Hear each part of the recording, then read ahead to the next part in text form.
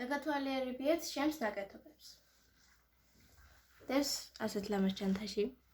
ვინც არ იცის ბავშვებო, ანა თავისუფალ დროს ქსოვს და აქვს ესეთი ლამაზი ჩანთა. მოდი ჯერ ჩანთა შევაფასოთ.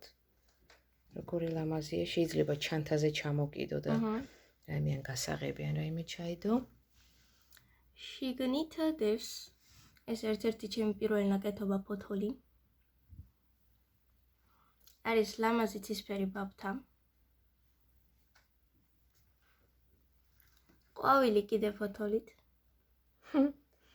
საყვარელია. არის უკვე ახალი მთვარე.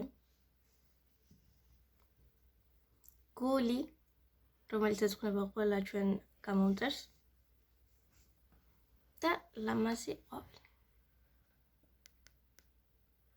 ყველას ბედნიერ და წარმატებულ სასწავლო წელს გისურვებთ ბავშვებო. კაიდად.